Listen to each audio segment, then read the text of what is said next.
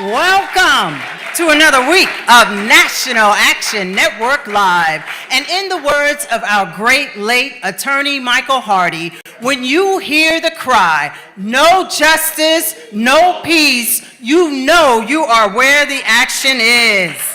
My name is Nancy Darlene Crawford, and I am honored to be your host for this morning's broadcast.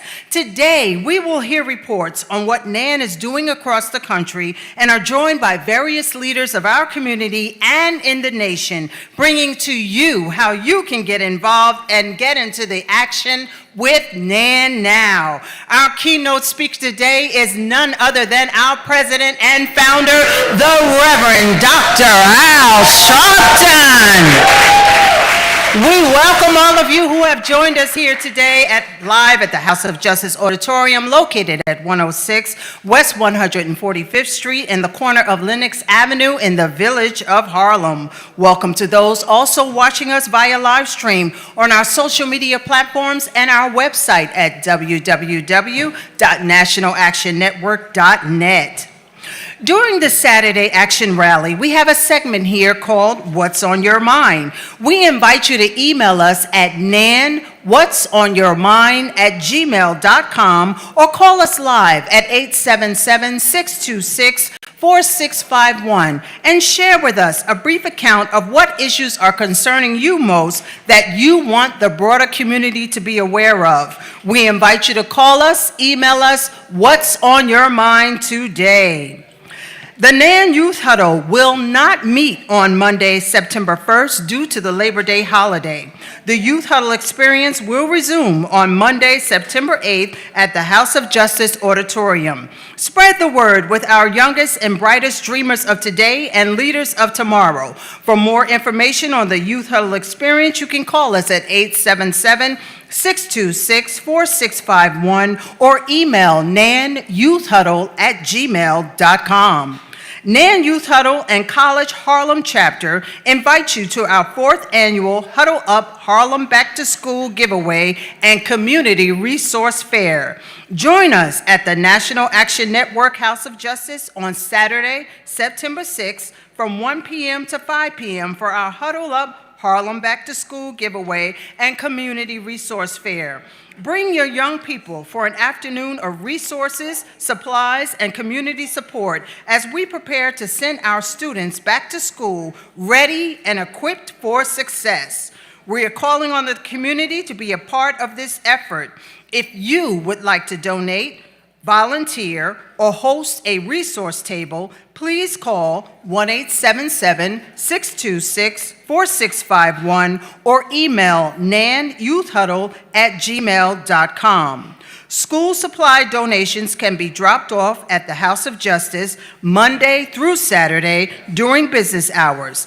Supplies and monetary donations will be accepted through Thursday, September 4th. Let's come together to support our children and make sure Harlem is ready for the school year ahead. Thank you to those who have already donated. Tune in to MSNBC's Politics Nation with Al Sharpton every Saturday and Sunday at 5 o'clock p.m. Eastern Time, live on MSNBC. Here are some announcements to keep you in the know for Saturday, August 30th. On Thursday, August 28th, thousands gathered downtown as Reverend Sharpton and National Action Network led the largest demonstration in this second Trump term, calling for protection of our diversity, equity, and inclusion, and holding corporate America accountable. People from all over the country convened in the Financial District and were joined by Martin Luther King III, Andrea Waters King, Zoran Mamdani, attorney Ben Crump, AFT President Randy Weingarten, and a slew of leaders, activists, educators, students, and organizers. The message was loud and clear. We are here to remind corporate America of the power of Black Americans and our dollars.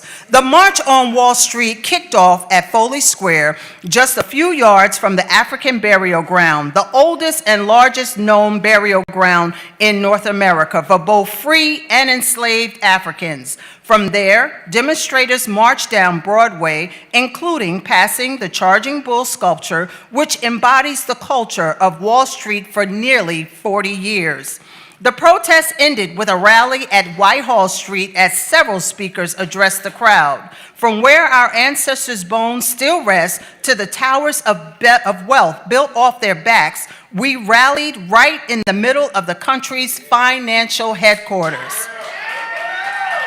As the Trump administration dismantles DEI within the federal government and puts even more pressure on universities and companies to do the same, we must push back. NAN's March on Wall Street coincided with the anniversary of Reverend Dr. Martin Luther King Jr.'s historic March on Washington.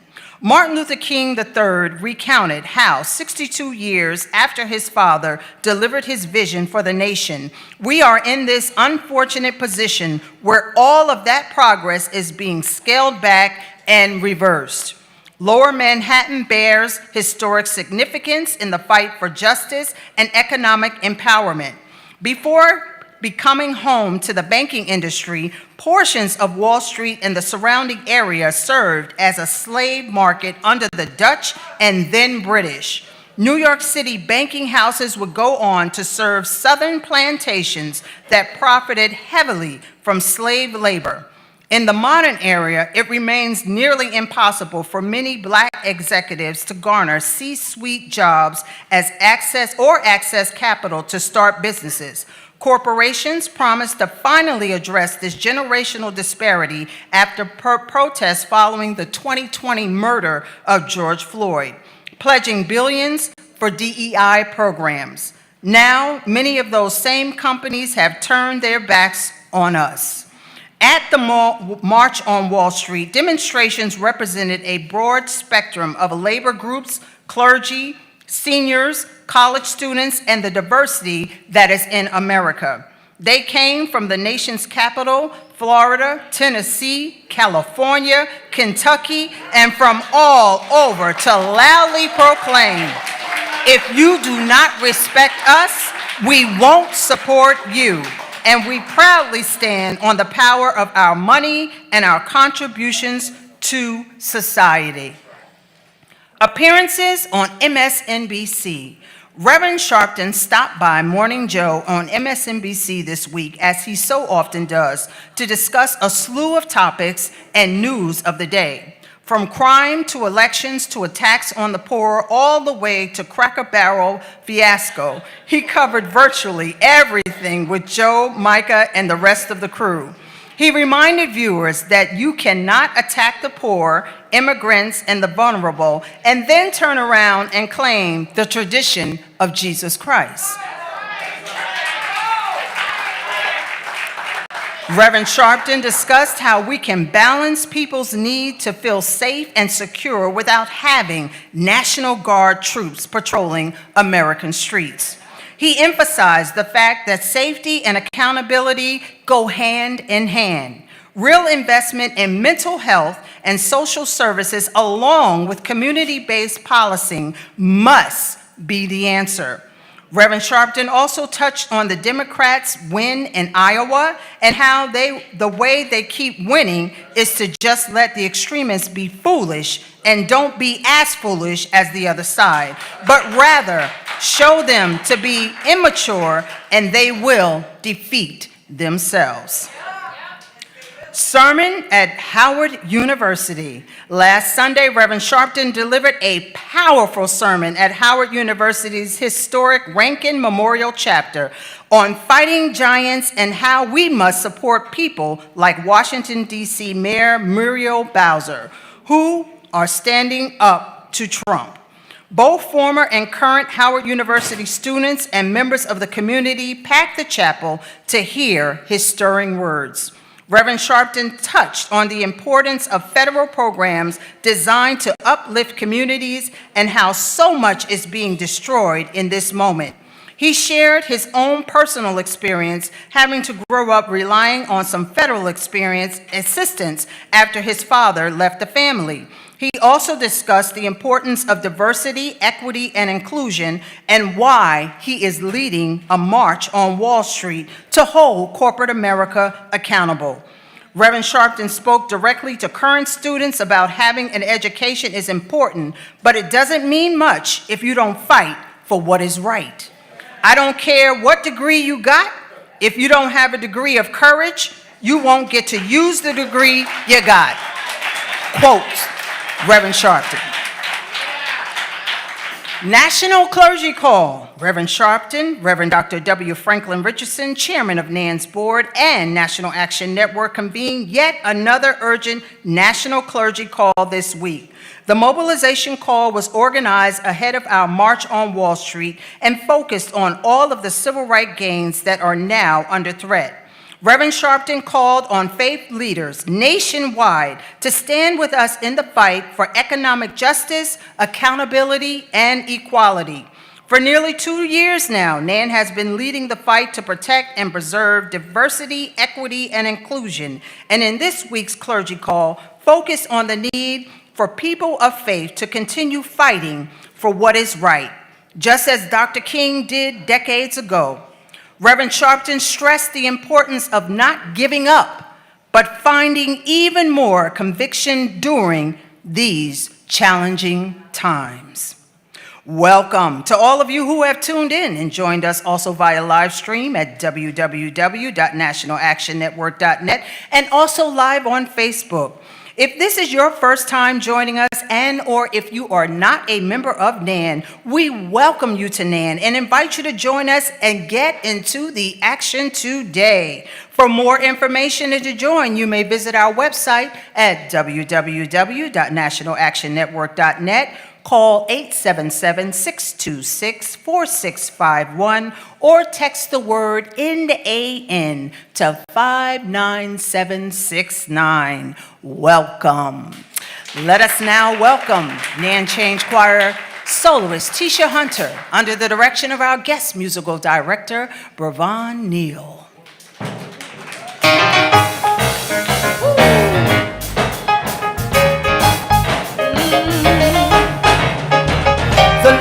High above the head, and His glory above the nation. The Lord is high above the head, and His glory above the nation. Oh, give God the highest praise, exalt His name always, and all the people say, Halle, Halle, Hallelujah. Halle, Halle, Hallelujah.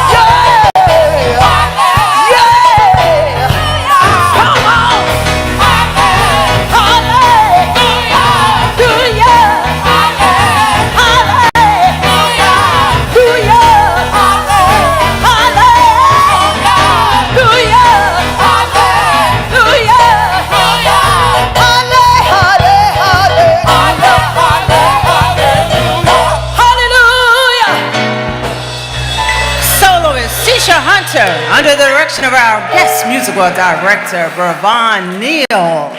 Well, it is Saturday, and we have a line formed here at the House of Justice Auditorium. Reverend Ron McHenry is here, and he wants to know, what's on your mind? I will bless the Lord at all times, and his praises shall continually be in my mouth. If you are happy and you know it, put your hands together for another segment of What's on Your Mind, where you, the community, have the opportunity to share what you've been thinking. We want to say hello to all of those who are seated here in the House of Justice, to those that are watching via all our different live streams, either Facebook or YouTube. Step right up, tell us your name, where you're from, and then briefly, blessed are the brief, what is on your mind? Yes, my name is Ernest Waters. I want to thank each and every one of us who came out to Wall Street. I want to thank everybody who stood up for justice and peace in the American way. And I want to thank you from the bottom of my heart, the bottom of Nan's heart, and everybody who took a part. I want you to know this. Stand up for pride. Stand up side by side. Stand in unity. Stand in solidarity. Stand up for a common cause. Standing because it unites us all. This is a struggle. This is a fight. This is time for all of us to unite. Together we stand. Divided we fall.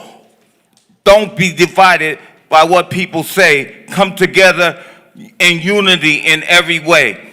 We stand for justice. We stand for pride. No justice, no peace.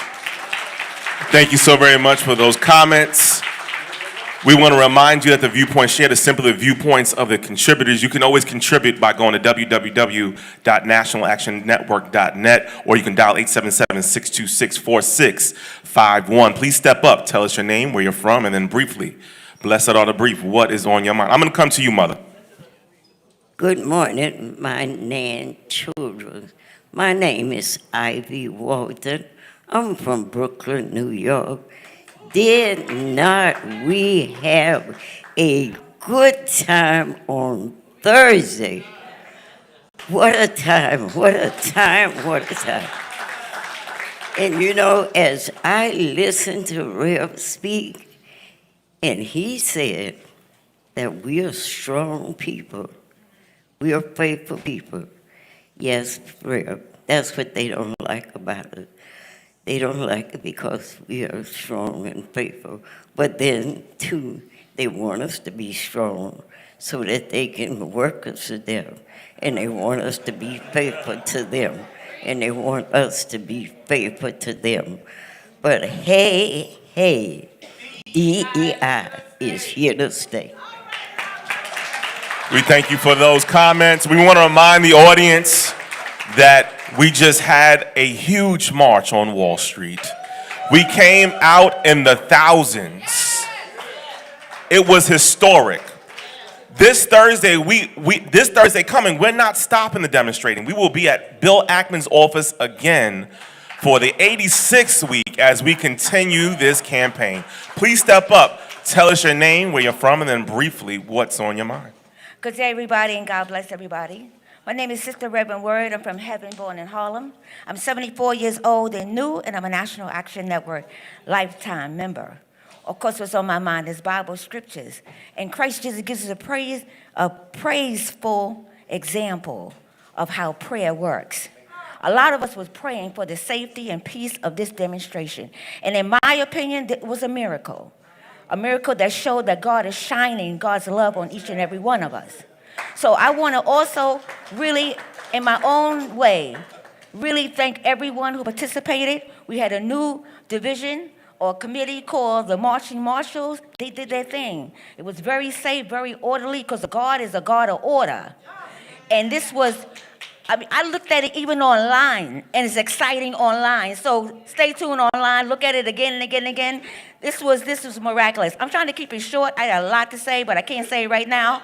But God bless y'all, and we got to vote for this democracy because we do have to march, and we are with a leader. I got to say this.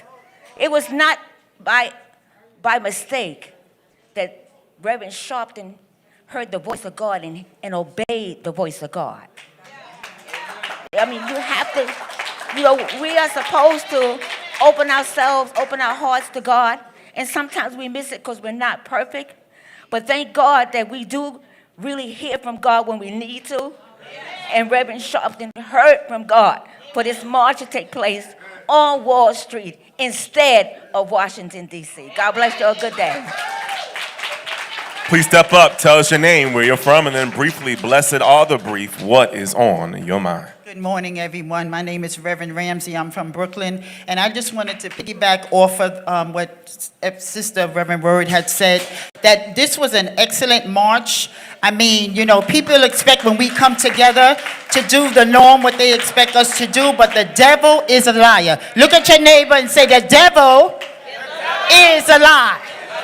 All right, so we came together in unity, and everything worked out because all things do work together for good to them that love the Lord. So we thank God that the leader, Reverend Al Sharpton, was led by God, and he obeyed God, and we came together as one. But sometimes there are people that will try to move you or test you or try you, but that's part of the growth, amen? So even though when they see us together, they try to irritate you to try to get you to act other than. But we continue to stand and fight for justice. No justice, no peace. And remember, October 25th to November 2nd is early voting. Get out and vote. Make a difference. Don't just talk about it, but be about it. If we can give God praise for our leader, the Reverend Al Sharpton, and all the work that he does, we appreciate him on so many levels. For over 60 years, he has been in the fight, and we thank God for using him. Step up, tell us your name, where you're from, and then briefly, what's on your mind? Good morning, Nan family. My name is Brenda Ricketts, and I'm from Yonkers. What's on my mind is to thank everybody for showing up at the march. But what's more on my mind are those in our community who did not participate in the march. Your silence is a form of complicity. That means you agree with what the administration in Washington is doing. You agree that it's okay to have black masks over people and grab people off the streets without their consent. You also agree that it's okay to rewrite our history, to take our history out of the libraries, out of the museums, and try to erase us. You also agree that it's okay for Elon Musk, a non-government person, to fire government workers. Your silence is a form of agreement, and I am truly ashamed of you. Your silence gives Trump your permission to destroy our country. Thank you. Please step up, tell us your name, where you're from, and then briefly, what is on your mind? My name is Maurice. I'm from Brooklyn. And before I say what's on my mind, I want to give a shout out to everybody in there because I saw all of y'all out there. I want to give a shout to Reverend Al Sharpton for organizing a successful march. This is the first time I was in the march and got to see him in action walk right past me. So I felt like I was part of history. And I'm blessed to have been part of that. But let's not forget, we got to take this moment now and we have to understand the assignment. Don't just come out to march. When it's time to vote, come out to vote as well, right? All eyes on the midterm. We're going to take it back, and we're going to get this administration, we're going to put some checks and balances on this administration. But what's on my mind, I just want to give a shout out to Gavin Newsom for having the courage to stand up.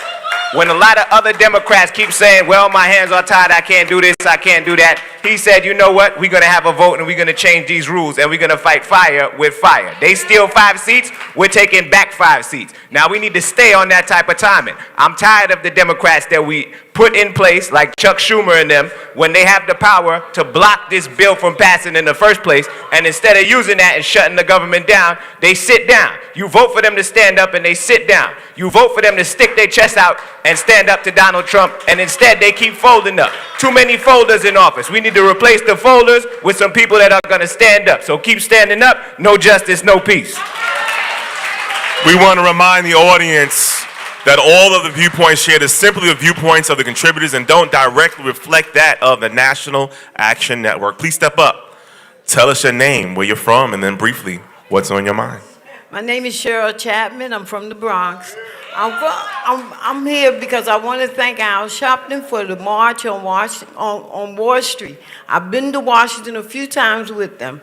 He did a fantastic job, and I want to thank everyone that participated, that kept their order. We came past some of the red shirts, and we kept our peace. I want to thank you for that. I also want to thank everyone that was a captain or a co-captain on the bus. They were very good. I want to thank them now, and I want you to know that no justice, no peace. We'll be with you. Thank you so much. The march was a success. We had thousands come out. We had people from across the country be bussed in, and we will continue to keep this going as we've been demonstrating every Thursday. Please step up, tell us your name, where you're from, and then briefly, what is on your mind? Good morning. This is Dr. Jesse Fields, Harlem Community Doctor, and what's on my mind is what's on all of our minds, the great success of the March on Wall Street. It was glorious. It was glorious. To me, it was the birth of a black-led movement to take on Donald Trump, to stand up to Trump, a black-led movement continuing the work of Dr. King's dream and the leadership of the Reverend Dr. Al Sharpton, to live that dream, to make that dream a reality. I was very happy to meet people from all over the country, Maryland, Washington, D.C., Kentucky, etc. It was prophetic to start the march from the African burial ground, and from there to march to Wall Street. This country, as we know, was built on our enslaved bodies. But we were pushed to the margins of the country. From the margins, we fought to make America a multiracial democracy, and we will not let Donald Trump shut us out and take us backward. I wanted to give a brief update on the Legionnaire's disease outbreak in Central Harlem. On Thursday, the New York City Department of Health reported that test samples from people infected from Legionnaire's disease and from the cooling towers show that the outbreak in which 114 people were infected and 7 people died. The source of that outbreak was 2 city-run buildings, Harlem Hospital and the construction site at 40 West 137th Street. And the next day, the health department announced the end of the investigation. The outbreak was preventable, and the leadership of the city should be accountable to Harlem. This is the second time that Harlem Hospital cooling tower has been the source of an outbreak of Legionnaire's disease. It happened in 2021. The health department should have done a thorough investigation. They should have handled it better on how this happened. They should have reported on how this happened, take responsibility. The people of Harlem and the entire city deserve to know what happened, what the negligence was, and most of all, what real enforceable measures will be taken to prevent this from happening again. No power to the people, no justice, no peace. Thank you. Thank you. Please step up. Tell us your name, where you're from. And then we have a long line. We have quite a substantial line. Blessed are the brief. Yes, my name is Anna Quaino from Queens. I just want to thank everyone for coming to make this historic march on Wall Street successful. I've been to many marches in my life, because I'm from the 60s. And so I'm so glad that Reverend Sharpton has the spirit of Dr. King and Reverend Jesse Jackson to fulfill the importance of being on the street, to being demonstrated. And so that's all I want to say. Thank you. Thank you. Please step up. Tell us your name, where you're from, and then briefly, what's on your mind? Good morning. My name is Michelle Blomenville. I'm from Brooklyn and currently living in Queens. I want to say that Thursday was very overwhelming, and I was my heart was full because of the unity that we exhibited as a community and how we all came together. I remember when my neighbor took me to hear Reverend Sharpton speak for the first time, and I was in my 20s. Next month I'll be 62. I was in my 20s, and his sermon brought tears to my eyes, inspiring, encouraging, and heartfelt. From then, I considered him to be a mentor in my head. Him, Reverend Sharpton, and also my grandfather, an activist from Panama. I would have meetings in my home and discussing personal and community growth. I remember my mom telling me that my grandfather was very proud of me, but I also knew what would come with community galvanizing. For instance, after my mom, I'm so proud of her. In conclusion. I'm so proud of her, 86. We had airplanes over our home last night. And I know if anybody experienced this, anybody that marched on Thursday experienced this, I would like to talk with them. And we thank you so much. Let's make some noise for Thursday. We came out in the thousands. We came out and made our voices known, and we're keeping the dream alive. Please step up, tell us your name, where you're from, and then briefly, blessed are the brief, what is on your mind? Good morning, I'm Winifred Ayuk from Brooklyn and from Cameroon. I expect cops to have a good knowledge of the law guiding demonstrations. Protesters and anti-protesters are supposed to keep a certain legal distance away from the group.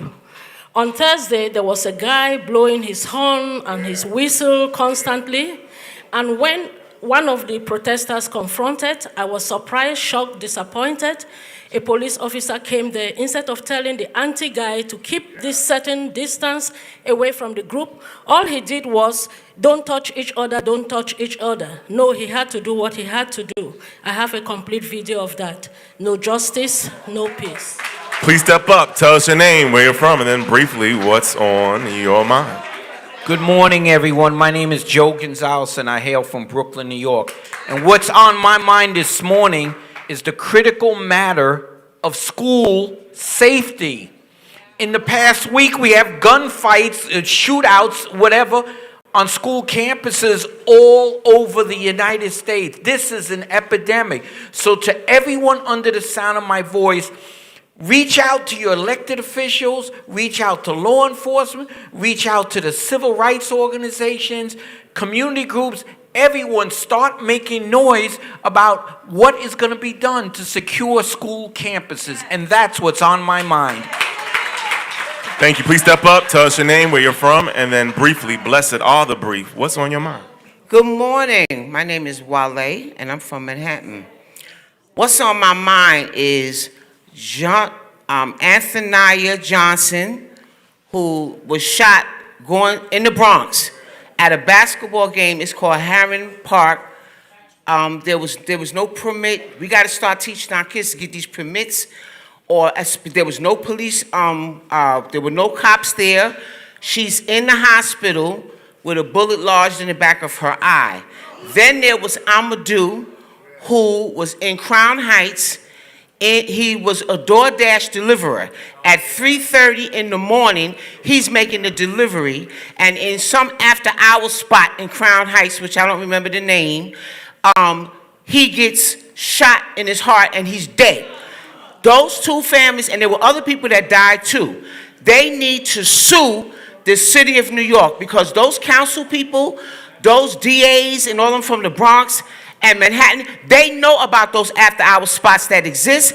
They know what goes on in their districts, and they do nothing about it. They need to sue the city of New York, because it's not right. And all these guns and everything, all these politicians, the DA, the mayor, and the mayor say he's going to put more cops up there. Those poor little children don't need to see no more cops, because it's scary. Cops looking at the police is scary, especially if you had encounters with the police. Thank you for letting me speak.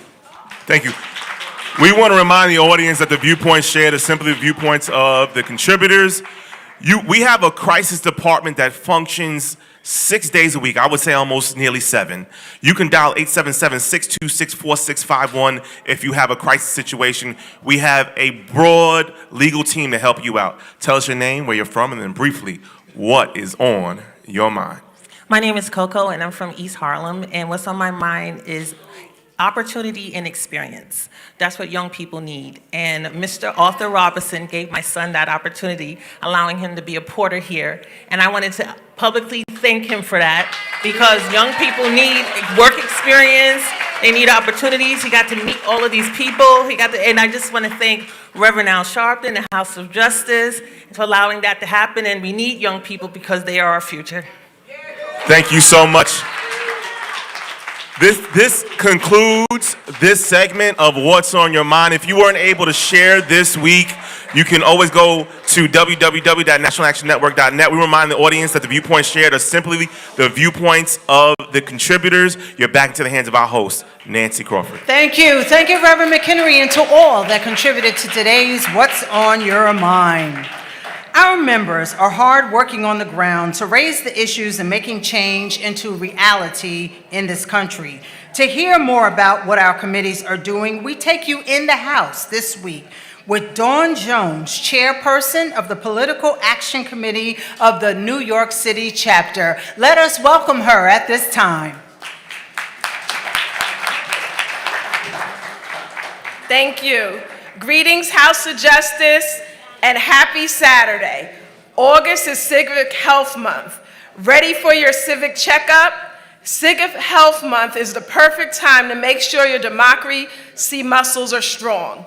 Check your voter registration, preview your ballot, set election reminders. Get it all done in minutes at vote411.org. Your vote equals your power. Use it. Vote louder. It is time for a civic health checkup. In the words of the late, great Malcolm X, the ballot or the bullet. In the words of Malcolm X, power's defense of freedom is greater than power on behalf of tyranny and expression. As military forces return in our streets, we are reminded power that protects injustice is not peace, it is control. Malcolm X spoke these words decades ago, but they speak directly now. We must stay alert, we must be united, because the struggle for dignity, freedom, and truth is far from over. The National Action Network Political Action Committee, we stand rooted and growing in legacy, also committed to liberation today, each and every day. Know your rights, know your power. In times like these, when federal forces show up in our cities and power tries to rewrite truth, it becomes even more urgent to understand your rights. You have the right to remain silent. You have the right to record law enforcement in public spaces. You have the right to ask, am I being detained? You have the right to organize, as we did on last Thursday, to resist, to speak with protection and purpose.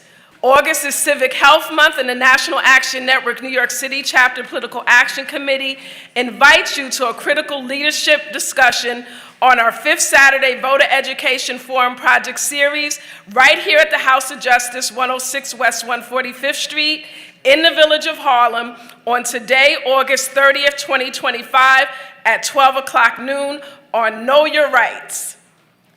Help us set the stage for our commitment and work for the next 2 years. Light refreshments will be served by the NAN Welcome Committee. For further information, contact NANPAC at 212-690-3070. Our confirmed panelists are Assemblywoman Catalina Cruz of the 39th Assembly District, Shaletta McCaskill, Board Member, League of Women Voters, Attorney Appling, Legal Aid Society, Professor Wallace Ford, Department of Public Administration, School of Business, Medgar Evers College, and City of New York. New York City needs to invest in education, and they know that cuts do not add up.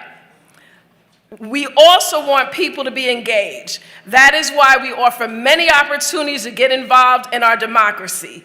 Say yes and register to vote here at the House of Justice and with New York City Votes. Key dates: Tuesday, September 16th, 2025, National Voter Registration Day. Monday, October 20th, 2025, last day to change your address, that's the deadline. Saturday, October 25th, 2025 to Sunday, November 2nd, 2025, early voting and general election. That's on Saturday, October 25th, voter registration day. And that is the last day to register to vote. August is Civic Health Month. Health is always on the ballot. August is Civic Health Month, a time to showcase the link between voting and health, also celebrate efforts that ensure each and every voter has the opportunity to support their community's health at the ballot box. Every August, over 400 organizations nationwide, including national institutions like NANPAC, join together to learn and take action to improve civic health of their communities. We wish you peace, justice, and blessings, and hope you can stick and stay this afternoon. Peace and blessings. Thank you, Dawn, for that information. And we now welcome the Nan Change Ensemble under the direction of our guest musical director, Reverend Neal.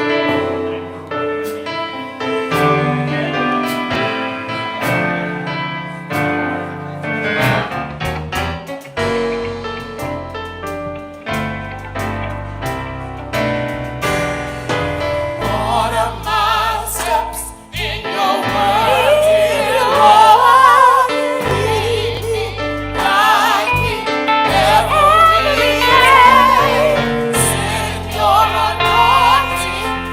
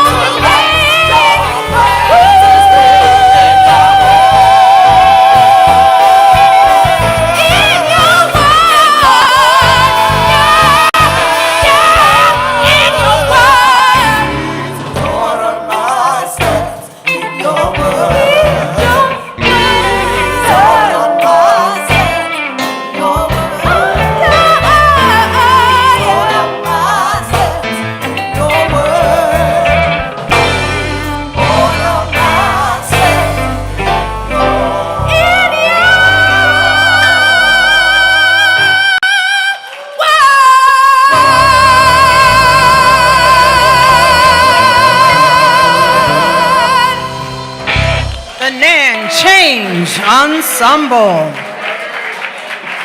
Every Saturday, we have an inspirational word coming from one of our leading pastors from across the country. Please welcome to bring an inspirational word to us this morning, Reverend Dr. Charles Galbraith, a senior pastor of Alliance Tabernacle in Brooklyn, New York. Let us greet him with a warm National Action Network welcome. Thank you. Does anybody know that your steps were ordered on Thursday? There was some righteous moving that was taking place, and I believe that we were walking worthy. Amen?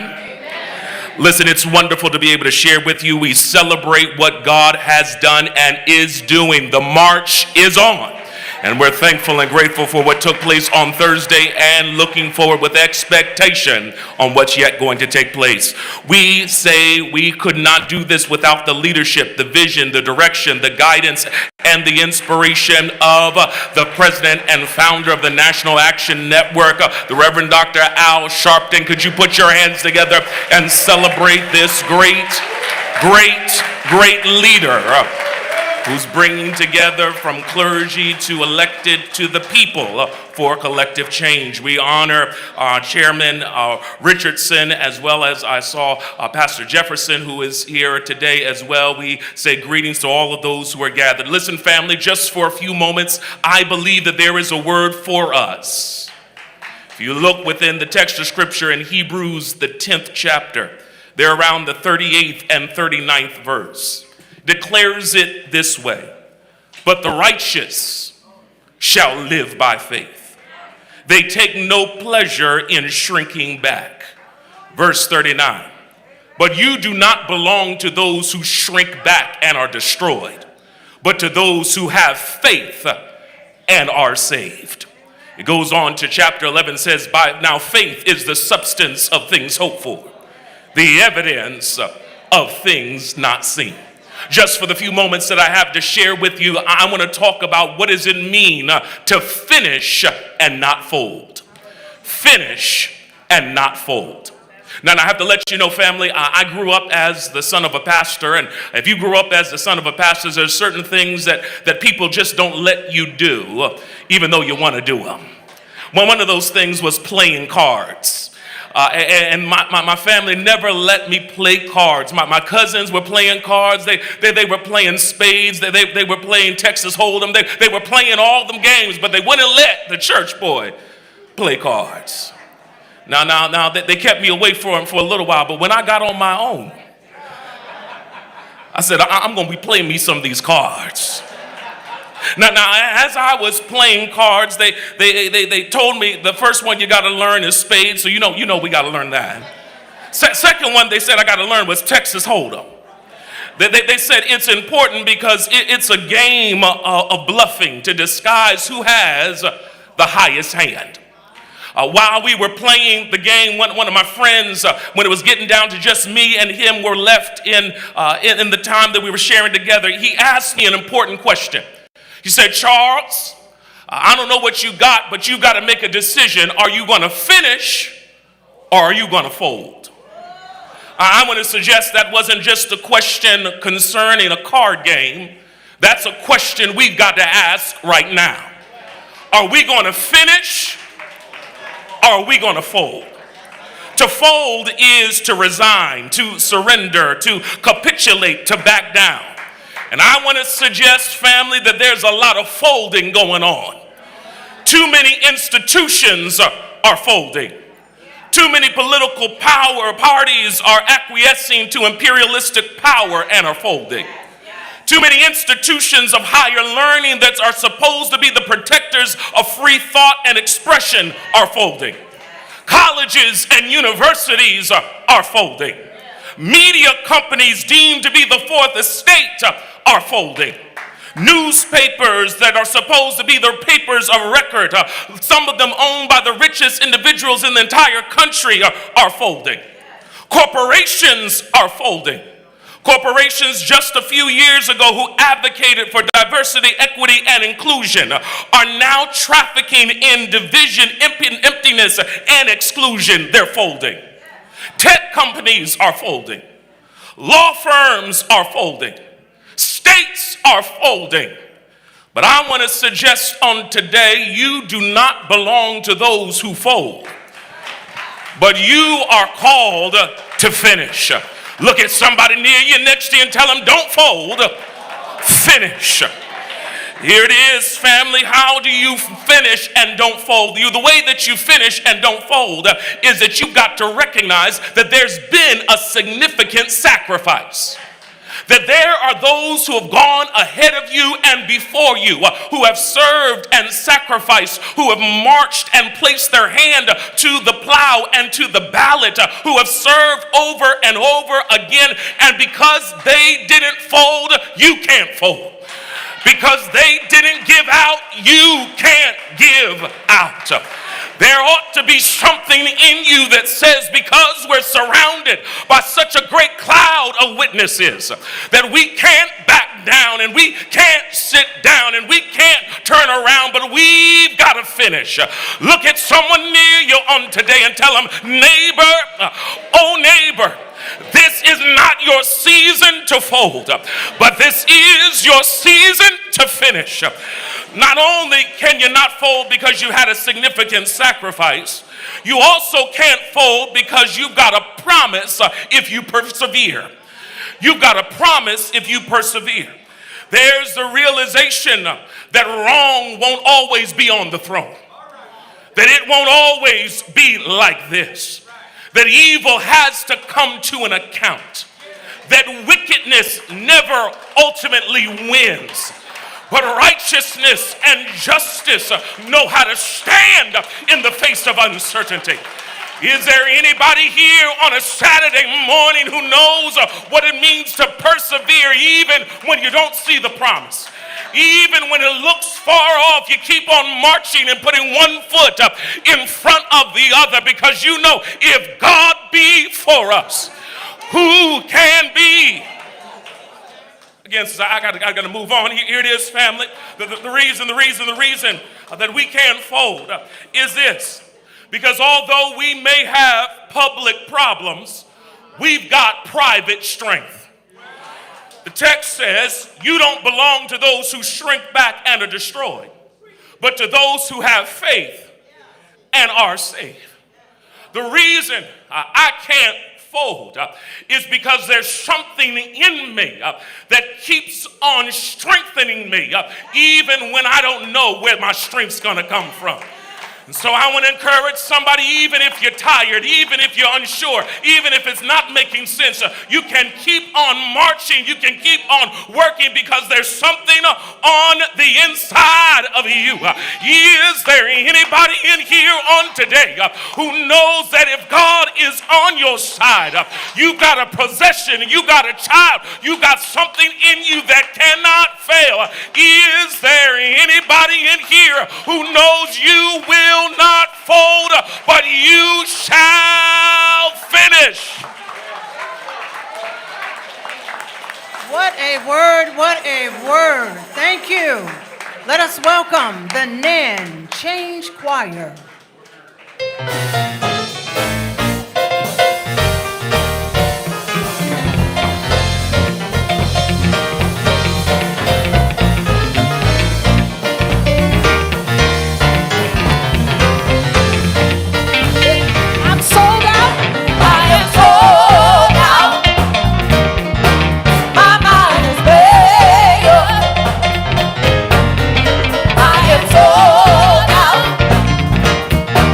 My mind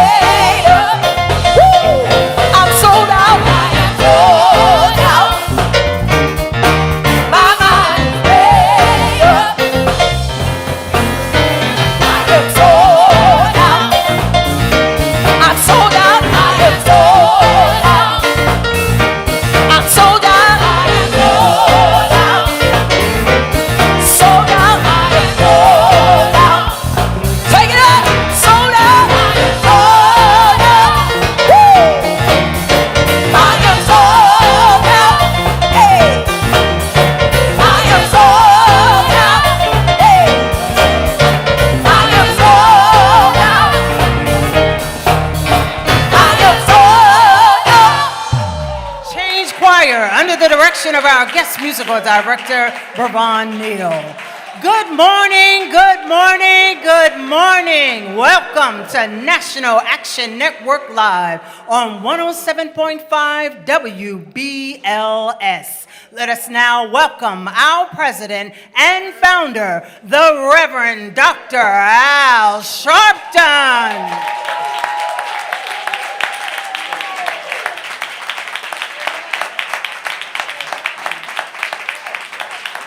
No justice. No peace. No justice. No peace. No justice. No peace. No justice. No peace. What do we want? Justice. What do we want? Justice. What do we want? Justice. When do we want it? Now. When do we want it? Now. When do we want it? Now. When do we want it? Now. Shake hands with the person next to you. Tell them you love them. Never give up and never give in. A change will come. Keep faith down within. Troubles and trials won't last always. We're not on our side, nothing but pride again. My sister, hold on, be strong. A better day is coming and it won't be too long. Yes, change will come. Change will come.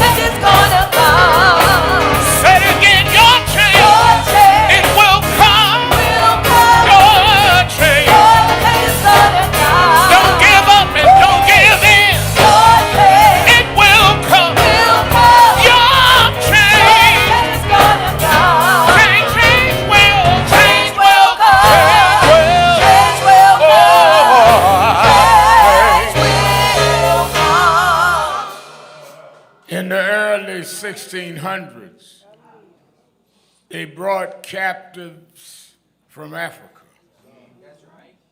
brought us here and enslaved us.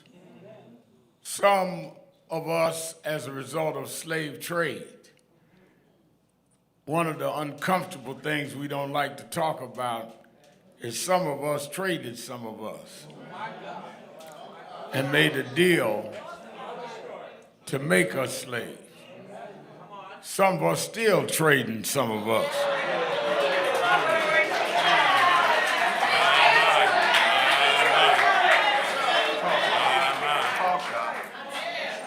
But those that made it across the Atlantic, I want y'all to think about that. You are in the bows of a ship, chained to one another. Can't get up and go to the restroom. Can't get a drink of water. Whatever your body function was, you had to do it right on you. With leg locks and handcuffs or chains on your arms and your legs. If somebody died next to you, you had to bear the weight of that dead body all the way across the Atlantic. No human suffering ever eclipsed the suffering we went through. And they buried many of those bodies when they got here and only sold the healthy ones. stood us up on a stage and said, show your teeth, because they only got the more money for the healthier ones. And they buried most of them there and took the healthy ones and sold them into slavery. The largest ports in slavery in the 1600s was in Charleston, South Carolina, and on Wall Street, New York. In fact, the reason it was named Wall Street is they had the enslaved build a wall to protect them from the Native Americans because they had taken their land. But 400 years later, the children of those you enslaved, the children of those you sold like a bar of soap, the children of those you saw as a commodity, decided to come down and deal with the institutions of your children, telling them we built this country and we never got paid. We brought you into world prominence and dominance, but we're not afraid of you because we are the heirs of the healthiest and strongest Africans that ever lived.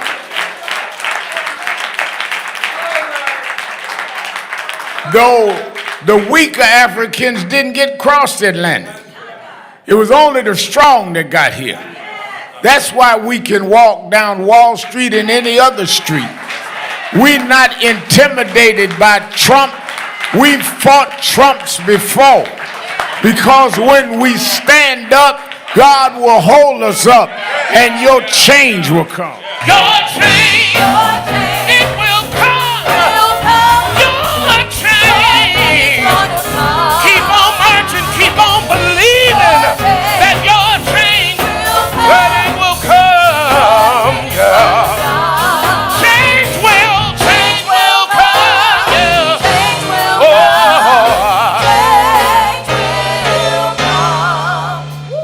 14 years ago, yesterday, August 29th, 2011, show went on television for the first time called Politics Nation with Al Sharpton.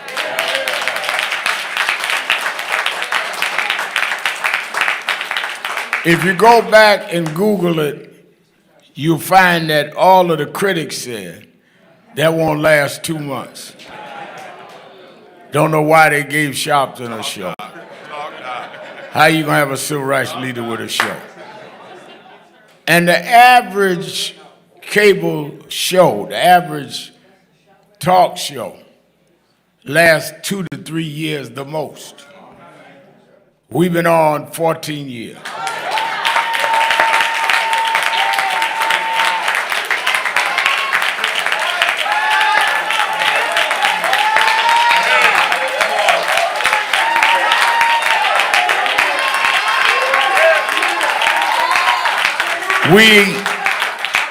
We've had presidents on, we've had leaders of every phase of this country, and then regular people. If you all look at the reel on my Instagram, we've had everybody from Harry Belafonte to Aretha Franklin to Barack Obama's last interview as president he did on my show. And we still here because we still got more to say. We are looking at what's going on in Chicago, threatening to bring in the National Guard. We're looking at what they're doing to this black woman on the Federal Reserve. We're looking at what they are dealing with in terms of trying to turn back the clock on our voting rights. So don't worry, if you think we still on, look 5 o'clock today on MSNBC. And we be on today and tomorrow. I don't take holidays off because I had to work too hard to have something to work on. So I'll be live at 5 Easter time. But I thought about, as Ashley, who does some of our work with JT, I thought about when Ashley was introducing me at the rally. Did a great job.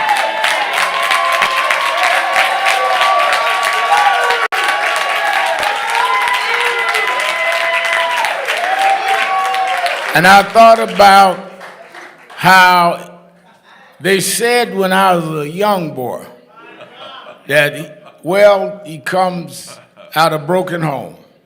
Daddy left when I was 10. We had to move from a nice house in Hollis, Queens to the projects. And they say he ain't gonna do nothing. Dropped out of college, say he ain't gonna be nothing. Said that, it's not his fault. He come from a broken situation, got daddy issues. But I used to take some of that. Somebody here in this audience, somebody watching me is going through that. And where you won't admit it to yourself. You can't believe in yourself because you done internalized other people's evaluation of yourself. And even though you snap back at them, all of those scars get inside. But I had a praying mother. And my mother told me, if God be for you, I don't care what they say about you in the neighborhood. If God be for you, I don't care what the little kids in the church is saying, laughing at your daddy leaving. If God be for you, it's more than the whole world against you.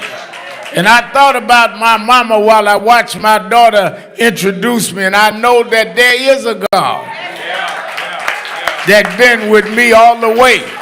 And I come by this one to tell you, if you just stand up, even if inside you got your doubts, stand on the promises of God and your change will come. Your change, it will come. I know it will.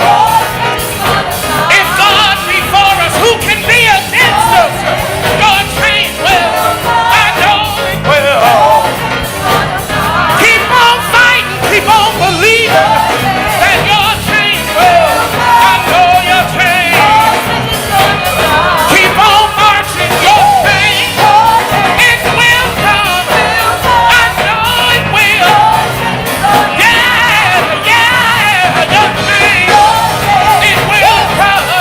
I know, it will. Oh, change will.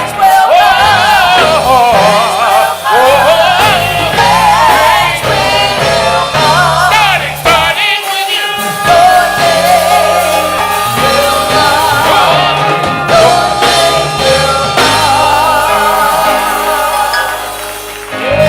National Action Network Change Choir, give them a big hand. Give them a big hand.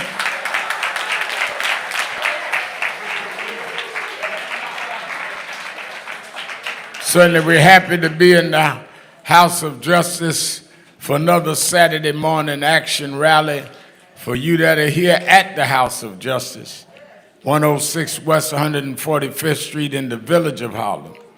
And you that are watching live on Impact Television all over the world, and you that are watching at www.nationalactionnetwork.net live stream. We're happy to be with you another Saturday morning to give our report on where the action is. Give a hand to our presider, Sister Nancy Darlene Crawford.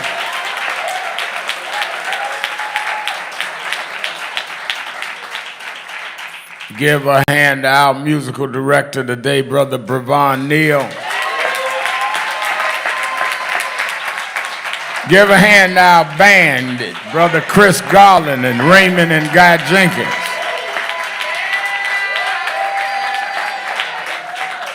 And I want to say that we are happy this is Brevon's birthday.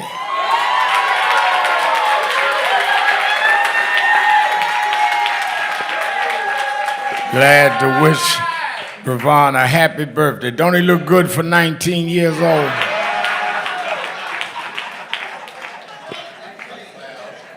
And I'm sure Tony gonna give you a gift.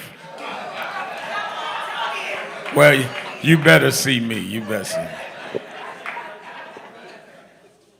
Let me also say, didn't we hear a word from Reverend Dr. Charles Galbraith?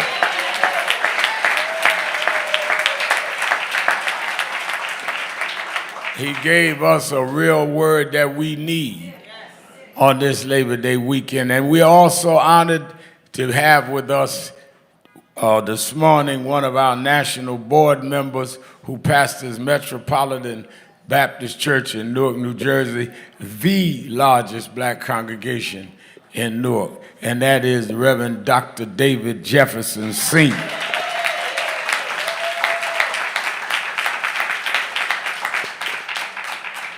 Let me first begin by thanking all of you that made Thursday historic. It wasn't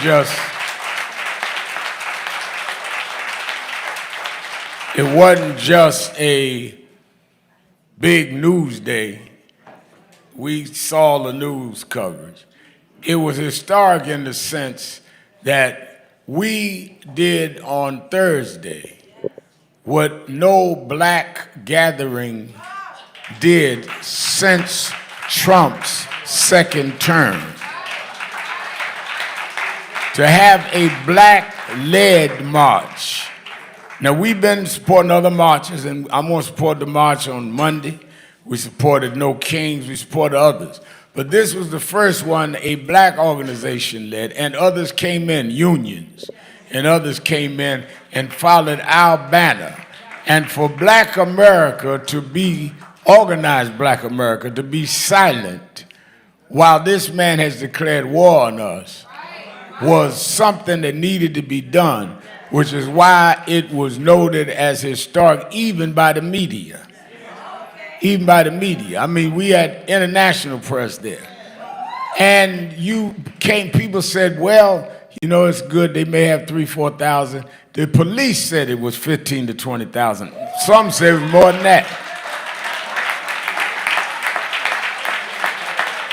I asked one of the police on the beat. He said, no, this is between 15 and 20.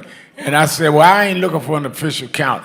I know that when we got on the stage, the end of the line was about 10 blocks up.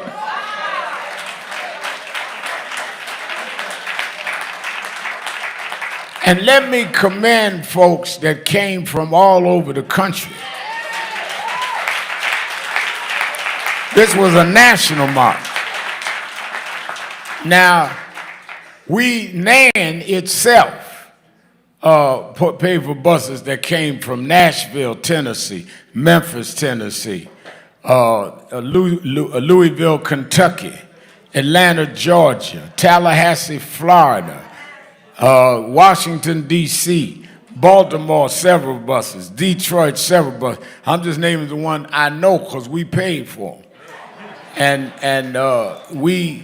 And that's about 10 cities that and Newark, New Jersey, Jersey City. There's about 10 cities, Buffalo, New York. And then you had people that come on their own. Captain came, Seattle, Washington, stand-up captain, Seattle, Washington.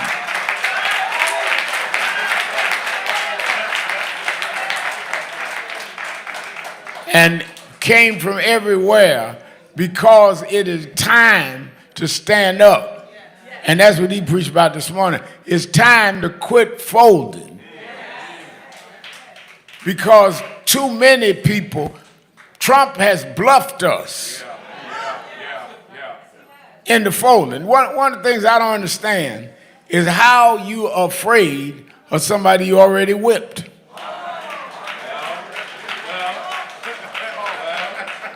I mean, think about that, Reverend Jefferson. He lost the 2020 election. He lost. In 2020, George Floyd killed, knee on his neck, Minneapolis. Breonna Taylor killed, Louisville, Kentucky, shot in her own house. Ahmaud Arbery killed by white civilians in Brunswick, Georgia. We built marches and turned this country around while he was president. Trump couldn't stop the marches. Trump couldn't stop the protests. In the middle of it, he couldn't say anything. went up in front of the church across the street from the White House with the Bible upside down, talking about 2 Corinthians. Didn't even know it was 2 Corinthians.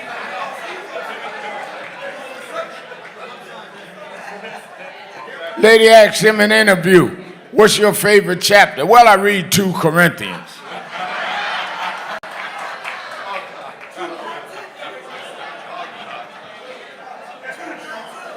And we didn't stop marching. This organization called a march in Washington. Same date, August 28th. That's the date we go. That's the date we went to Wall Street this year. Why? Because that date was the day they assembled in Washington, the March on Washington 1963. And that's where Dr. King gave the speech they call I Have a Dream, but you need to read the whole speech. Now, we called the march, and Jefferson, it was in the middle of the pandemic. People say ain't nobody coming to march in the pandemic. Then they said, Sharpton, you have a super spreader. I sat down with my late great brother, attorney, Michael Hardy, and said he was concerned about we get sued, super spreader. So we went and got temperature thermometers. Y'all that were there. And we checked everybody coming in around that huge hall or the huge pool there in Washington. We had over 200,000 people come. Not one super spread happened. Some of y'all went to a basement party and caught COVID. You know, some of y'all still go to them blue light parties, Tony, you know, where you put up the blue bulb. Put on a slow 45 record. Some of the older folk know what I'm talking about. Young folk looking at me like, what are you talking about?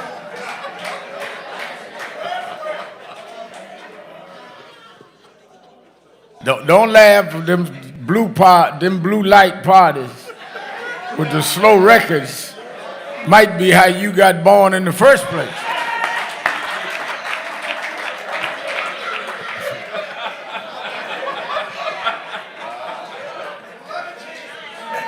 But that's another subject, another Saturday.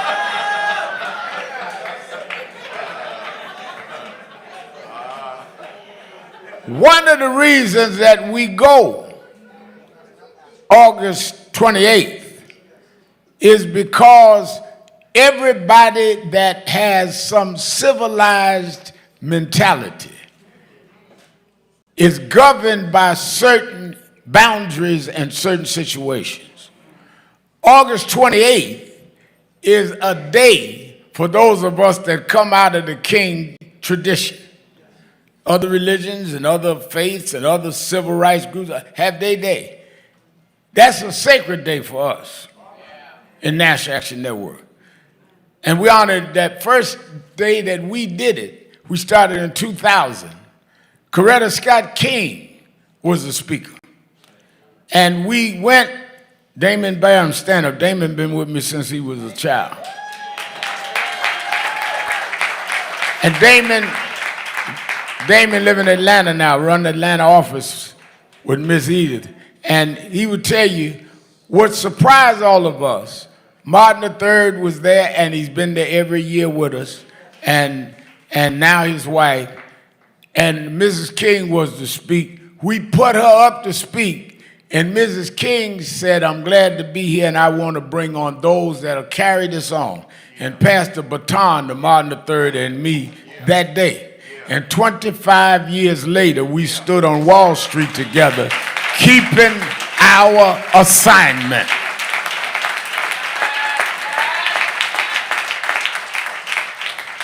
If you don't have certain landmarks, that's why the Bible said, remove not the ancient landmarks. If you don't have certain landmarks, certain dates that matter, you can't measure where you at.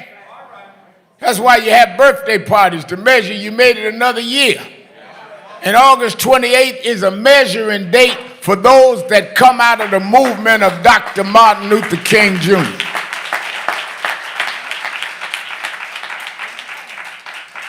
That's why everybody talk about, am I going to speak or I want my issue out there? No, you ain't speaking, and your issue is going to be what we dealing with in the King theory. Now, there are a lot of other issues we won't deal with, and I'm going to deal with. But don't try to be different with us. You know, people come up under the tent trying to, and you can tell them folk want to speak. How you doing, Reverend? Smiling all them up. And I smile right back and say, you ain't speaking. This is not showtime at the Apollo. We have got a disciplined speech. Why? Because Dr. King laid out a dream. And let me tell y'all this. When they marched Captain in 63, first of all, they all came together. A. Philip Randolph, labor. That's why we had labor. They called the march, labor. A. Philip Randolph called the march. With him was Roy Wilkins, head of NACP. Whitney Young, Urban League. Dorothy Height. There was a young guy there, they were scared what he was going to say, named John Lewis, who was the head of the of the Student Nonviolent Coordinating Committee. And some of the SNCC folk said Dr. King was too moderate. All this generation fight didn't start now. They always been that. Dr. King never saw his 40th birthday, and they was calling him too old. But they all came together and marched. Some of the nationalists attacked the march. Just like some of y'all call yourself nationalists mad that we had the march. But we, despite all of that, they came. And let me say this to you that people don't understand. They came when it was by law barring them from riding the front of a bus. They got on Greyhound buses and had to ride the back. All the way from Mississippi, all the way from Georgia, all the way from Florida, all the way from Louisiana. They had to ride the back of the bus. When the bus stopped for people to get off and get food, they could not go in the restaurants. They didn't get the public accommodations bill signed till 64. In 63, it was still segregation that was the law. They couldn't stop at a hotel till they got north of the Mason-Dixie line, yet they still came. And if they can come in the face of apartheid, then what is your excuse when you can go anywhere, sit anywhere on a bus, sit anywhere on a plane, other than you too lazy and ungrateful to stand up and keep the dream alive?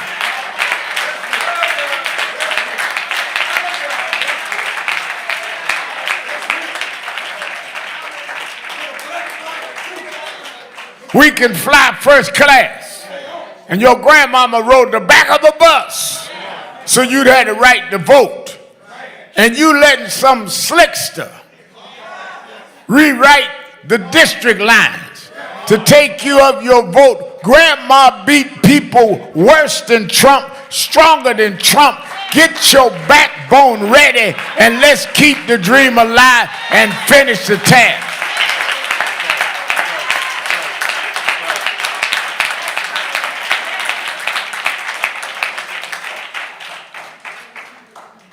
"20 years ago yesterday, 20 years ago, and I'm going to deal with it on Politics Nation, hurricane came into New Orleans. Because of the structural deficiencies, when we talk about infrastructure, the levees broke and flooded out New Orleans. 1,800 people died. Thousands abandoned. Flooded out the whole city. And some ran trying to get away from the city. They ran over to a bridge that were leading to the suburbs of New Orleans, mostly white. And the police got at the end of the bridge and forced them back into New Orleans.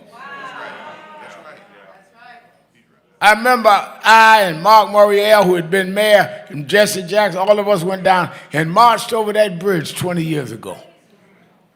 20 years later, 62 years later from the march, they are now taking out redistricting to try and take away representations that we have. If they get away with it in Texas, the way Abbott has signed it, we may lose 2 or 3 black seats and 5 Democratic seats. Might lose Jasmine Crockett's seat. Might lose Yacey's seat. Now they're talking about going in Missouri, lose Emmanuel Cleaver's seat. Why? Because they don't want Hakeem Jeffries to be the Speaker of the House. Because the Speaker has the power to deal with the schedule of bills and committees. And you sit up here arguing about which leader you like, rather than they're taking away and in many ways dissipating our vote. And you preachers sitting around more concerned about exchanging tailors who can make your suit. Doc, you need to check my guy out. Rather than exchanging public policy. God didn't call you to be a dresser. And I dress all right, but I work in my dress.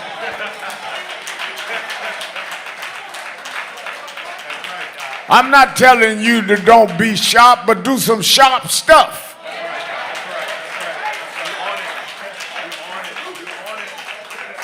Ain't no good having a good wardrobe and a bad position.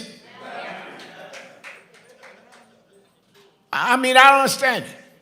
I mean, one of the bad sides of social media, and I do social media, we got almost 2 million people on Instagram alone, but the bad side of this is how preachers be posing and not saying nothing.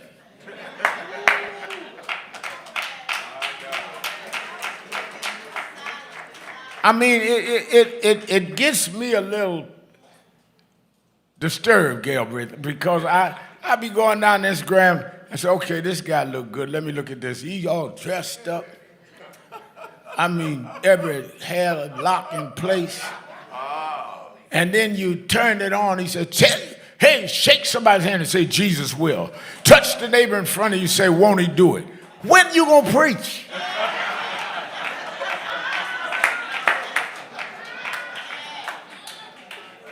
That's why I sit up by myself, but I'm tired of people beating up my back. Touch somebody, don't touch me. I get bad reaction to getting touched from behind. Tell me about what God can do for us right now.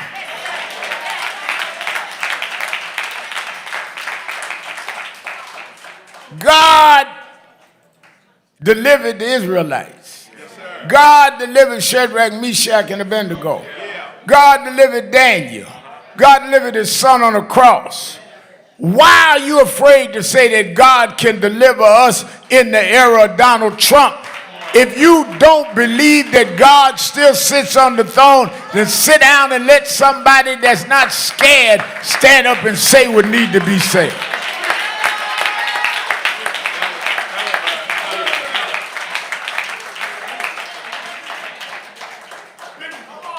We are right now sitting, I'm not talking about what might happen. They have redrawn the district lines in Texas, which would rob 5 congressional seats right now. They have sent National Guard into Washington, D.C. and superseded the local police, even though crime was going down. And now he's selling wolf tickets that he's going in Chicago. I got a couple of congressmen on tonight from Chicago. They're going in Chicago and say they may go into California, to Oakland, and may go into L.A., and may go into Baltimore. Now, let me tell you the contradiction, the historic contradiction. Jefferson, they used to say that the conservatives and the Republicans were the states' rights party. They did not want the federal government dictating what they could do. That was a fight against slavery, that we should decide it state by state. That was a Confederate situation. Now with Trump in, they're doing the opposite, saying let the national government take over the state. I thought y'all were states' rights. No, this is based on power and race. There'll be states' right to keep race and power, and there'll be national to keep rights and power. They're not inconsistent. We are. Where are we now? Why are we not standing up? That's why some of us went to Wall Street, to let them know we are not asleep and we're not scared and we won't back down. And I don't care what you say or do, we'll go right to the finances, the ones that finance what you're doing, and stand up. What has Trump already done? Ain't been in but 7 months. Gone into 8 months. Feels like 3 years. In these 8 months, Trump has returned the tax cuts to the rich. He had passed it in 2017 when he first was president. When Biden and Harris got in, they got the Congress revoke it. Now he done put it back. He balanced it by cutting Medicaid and the SNAP program. He has gone after your right to vote. He has killed DEI, diversity, equity, and inclusion. Told any company that does it, we will take away your federal money. Take any colleges that teach it, we'll take away your federal money. 8 months now, he done took the economic independence from you. He's canceling your congressional district lines and has turned around and closed down corporate and academic diversity, equity, and inclusion. And you wondering why I call a march. You talk about it'll be over. It'll be real over if we don't do something.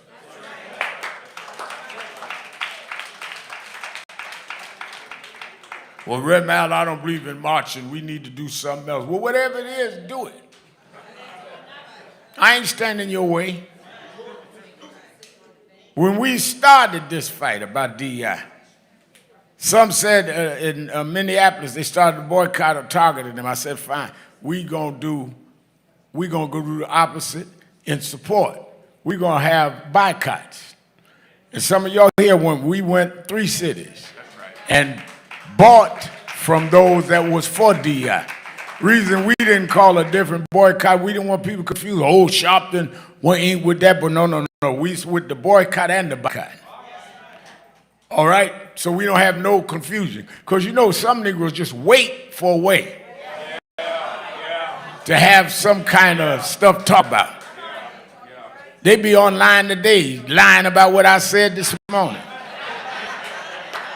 A bunch of online activists with an out-of-line proposal.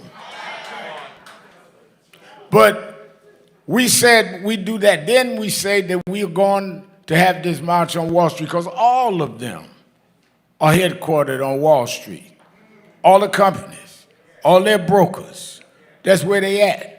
And we went on Thursday. Let me tell you why the significance of them thousands. It was a work day. Somebody said to me, well, why don't you go Friday? People get a half day off because that ain't August 28th. Thank you. We went on a work day. And when we got down about a half a mile, you could see people all up in the skyscrapers that were in these offices, looking out, watching thousands of people. And even if their bosses were out in the Hamptons, They were on the phone saying, well, how does it look? Say, well, they don't want 2 blocks of them, and he's still coming. We sent a message. Now, let me tell you the next step. While we're going to support the boycott, we bought stock in several companies, and we're going to take hundreds of you to the stockholders meeting.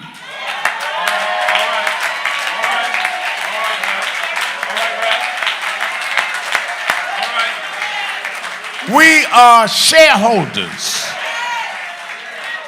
So National Action Network has bought shares. And you got to let us know when the stockholder meeting is, because we are shareholders now. And we're going to get to the shareholders meeting, start next month. And when they go to the floor, we're going to set them and say, we are shareholders. Why have y'all stopped diversity, equity, and inclusion? Why have we turned on black consumers?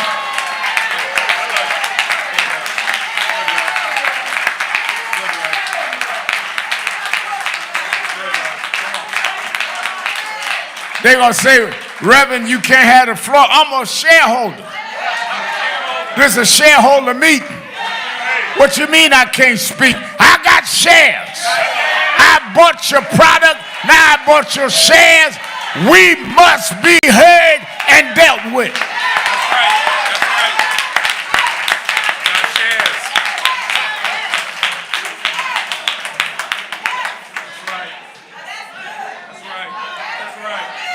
That's the next step.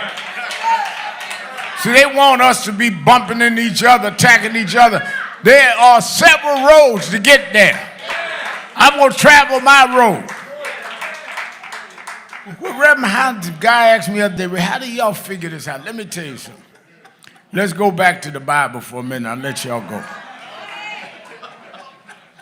When Moses had led the children of Israel and got in the wilderness, and the children of Israel turned on Moses.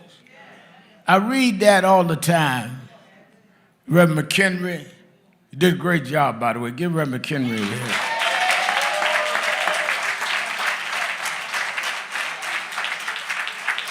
I beat him up in private so I can give him applause in public.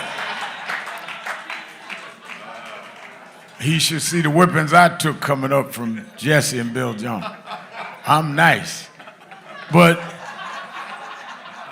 when Moses got in the wilderness, I want y'all to watch this now, because sometimes we run through this too quick. When he got in the wilderness, the very people that he brought out of slavery turned on him. It wasn't no new Israelites. These are the ones that had just walked through dry land in the middle of the Red Sea. Same folks. Same folks that had been slaves in Egypt and got mad at the Red Sea and started cussing out Moses, saying, wasn't there enough slaves, enough graves in Egypt? You brought us out here to die. And then he stretched his rod and God divided the water, and they walked across and got in the wilderness and turned their back on Moses and God. Yes, sir. They started worshiping graven images, started worshiping golden calves, started having trinkets, and they wandered around in the wilderness for 40 years.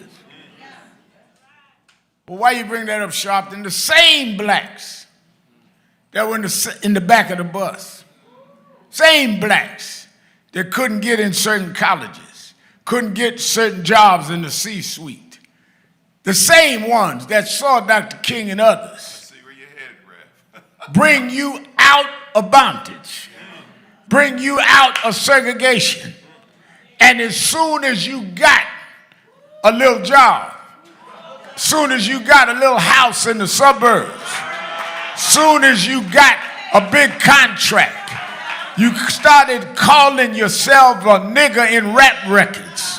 Start calling your mama a hoe and a bee. You start worshiping graven images. You didn't want to build financial independence. You wanted to buy you a car so you could showboat in the ghetto.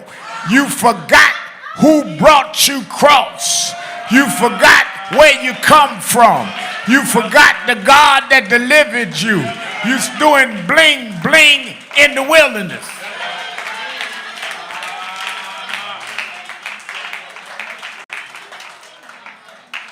Talk about I'm living my best life.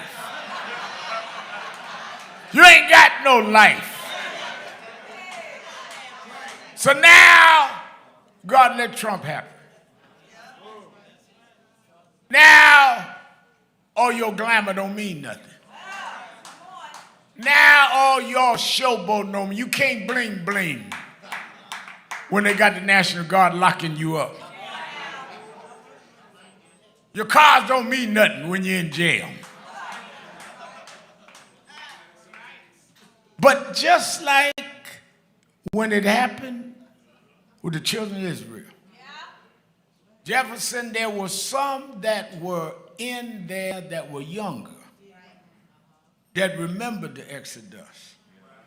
And God always, Moses went on. Moses was one of the few people, if not the only one in history, we don't even know where his grave is. God said, I'll bury Moses. I've been to the Holy Land several times. There ain't no tomb for Moses. God said, I'll bury him for myself. Because Moses belonged to me. I'll do the funeral. I'll preach the eulogy. I'll do the singing. I'll bury Moses. But Moses had a youth department, had his own huddle. And one of the youth leaders was one when the 12 went to survey the promised land. Moses sent out 12. And when it come back, they all but 2 said, we can't take the land. Just like they were telling Dr. King and some of the convention, we can't end this segregation. What Martin talking about? They couldn't take the land. And one man, Caleb, said, I seen the giants. I see the strength. But we could take the land. And Caleb's little youth director, Joshua, was standing there. That's how come those of us like Jefferson and I that come in the generation after, we believe this because we were there when we saw the Red Sea. See, you guessing, but if some of us seen God bring us from the back of the bus, and I walk in the White House with a black president and a black first lady with a mama raising her black children, I know God will make a way. I've been there when we went from the drama to Obama, and I know what God can do. That's why you lost, but Joshua knew to do what he did at the Jordan because he was a youth leader at the Red Sea. So I don't know about you, but I'm on my way to the Jordan. I'm going to cross the Jordan. I went to Wall Street to let them know we won't back up. We won't give in. We won't turn around. The same God that brought us through Birmingham will bring us through Wall Street.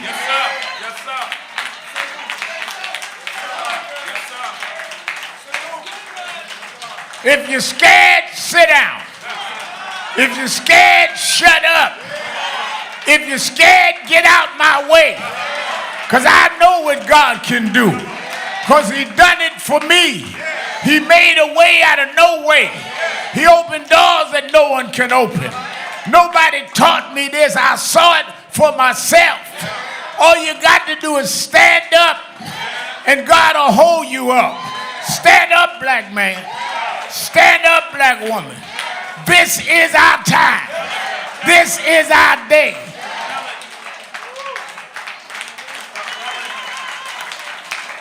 I remember mama had to raise my sister and I on welfare after daddy left.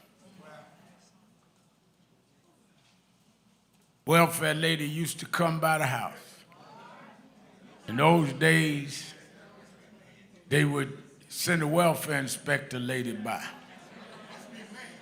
And we had a little apartment, 3 locks on the door, and a bar you had to slide. Y'all talk about high crime. I grew up there. And I went, unlocked the 3 locks, and moved the bar to the side and let the welfare lady in. And she walked up all through Mama's house.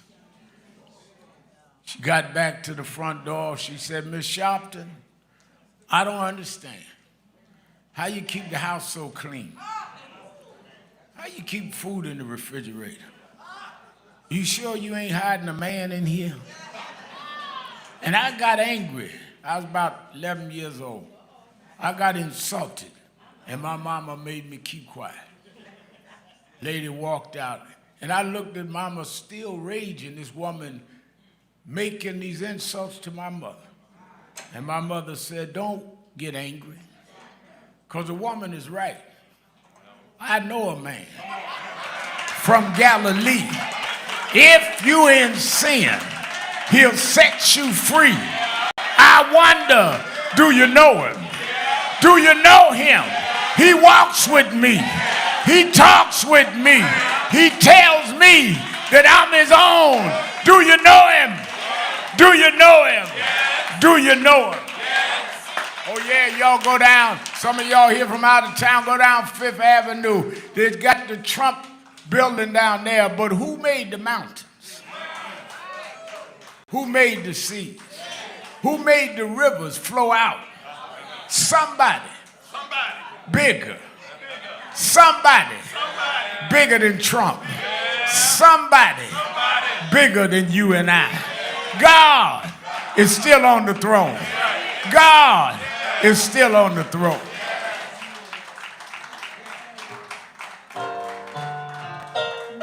If you want to go to heaven, let me tell you how. Keep your hands on the gospel plow. Keep your eyes on the prize and hold on. Well, if that plow stays in your hand, it will lead you straight to the promised land. Keep your eyes on the prize and hold on.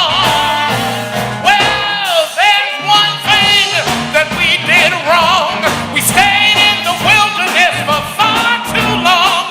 Keep your eyes on the prize and hold on. Well, there's one thing that we did right. We followed Reverend Sharpton for equal rights. Keep your eyes on the prize and hold on. Y'all help me. Hold on.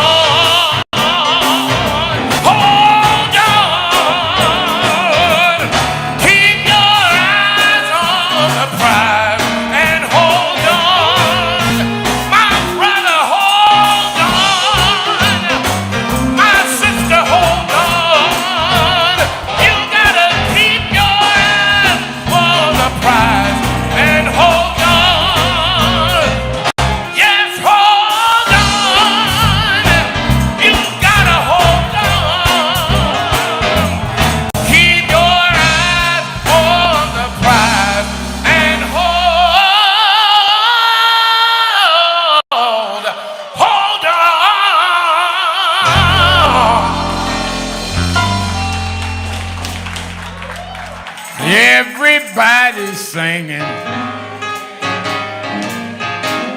Everybody's singing. Everybody's singing.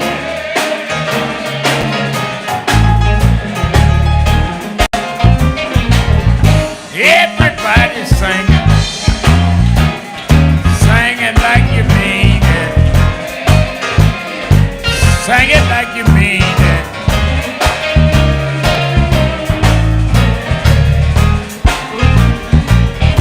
Want justice. We want freedom. Got to have justice.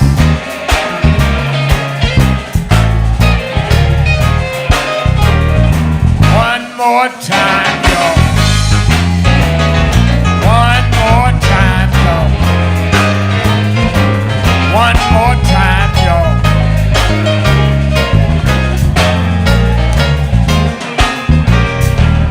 I'm opening the doors of the movement. There may be someone here today in the auditorium that never joined National Action Network.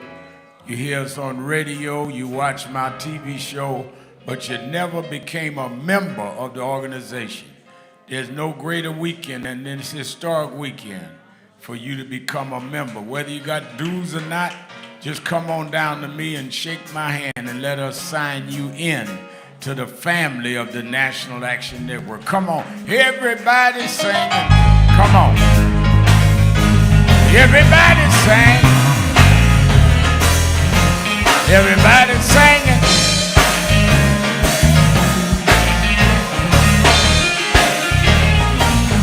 Everybody sing. Everybody sing. Everybody singing.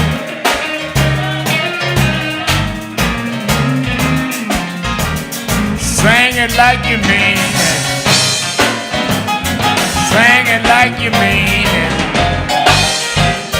Sing it like you mean it.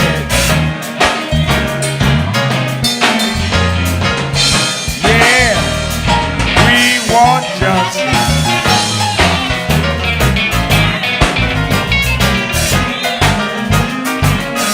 Everybody sing it.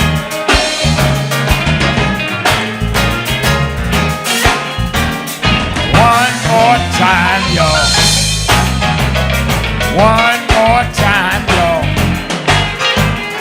One more time, y'all.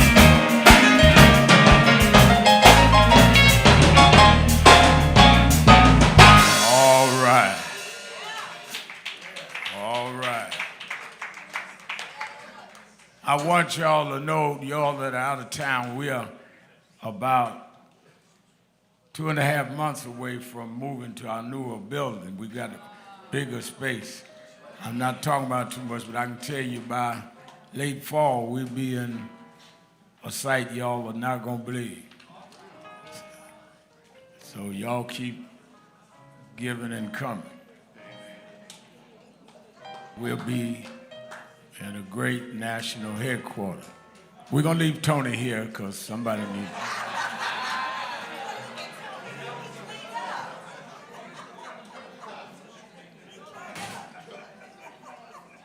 Just keep that, Tony, in mind. 145th and Lenox for you. All right. I'm going to raise our offering. We're moving quickly. I know that some of us are going to the West Indian Day Parade Monday. And make sure you encourage people. When I was growing up, I've gone every year. When I was growing up, we used to want to see all of the people come down, and they still have some of the most beautiful floats. Now everybody talking about, well, how many people gonna get hurt? Y'all tell people to respect our parades.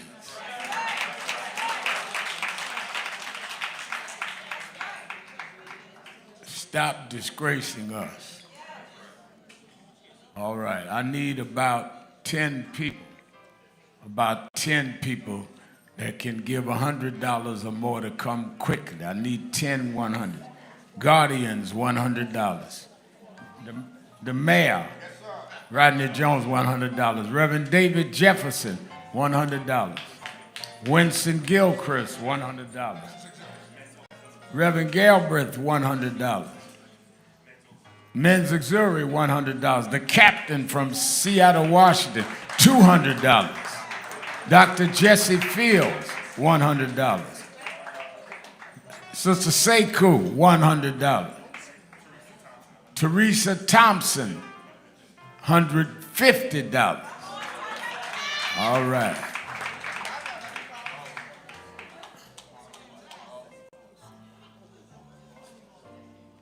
Garland Court Jr., $100. All right. Captain came all the way from Seattle and still gave $200. All right, give me some 50s, 50, 50, 50. Come on. 50. Black excellence t-shirt, white short pants. All right. Change choir, $86. Manly. I just said it, Manly. He used to work here. Now he helped me leave here. Cleveland Manly. $50. Welcome committee, $70. Dawn Jones. Sister Minister Carolyn, $50. Come on, 50-50. 50-50. I done got more hundreds than I got 50s. I told Jefferson I got middle class folk up here. 20s, 20s, 20s. 20s.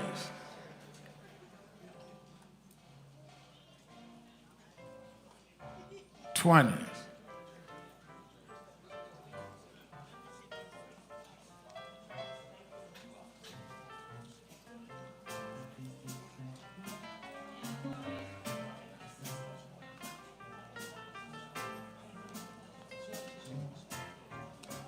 All right.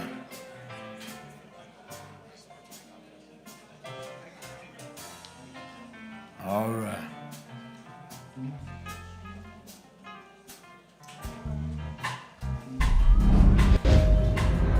No justice! No justice!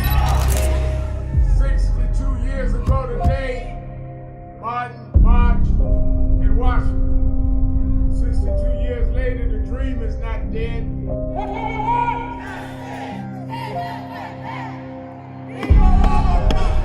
I'm here because I must be here. Democracy is not there for the pig, and you have to fight for democracy. That's what it is. What Trump will erase, we will replace.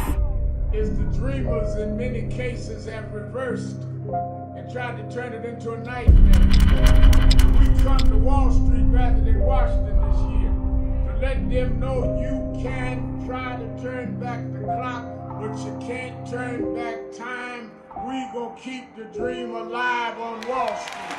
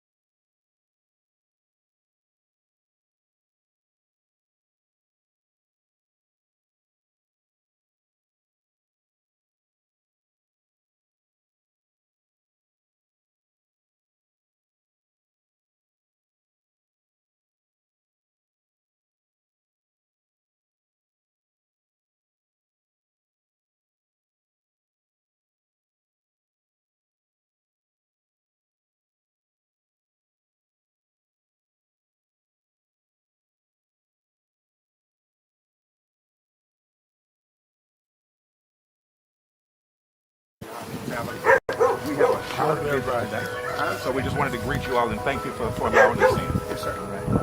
with gold. Yeah. We was here. They were on the plantation. Right, our family was on the plantation. Wow. And that's, of course, that's the slave house. It was one of the slave houses. Sir, it's been 13 years. That's right. Good to see you. Been? Doing fine.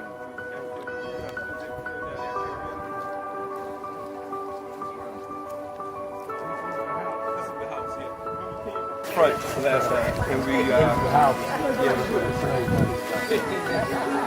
Alexander Sharpton.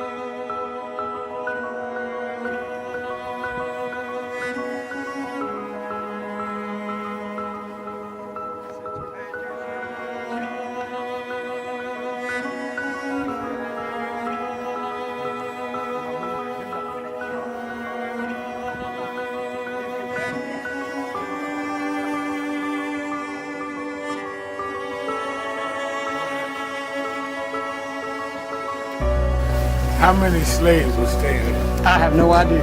This is where they would have a slave. Yeah, that's when, exactly, that was, exactly.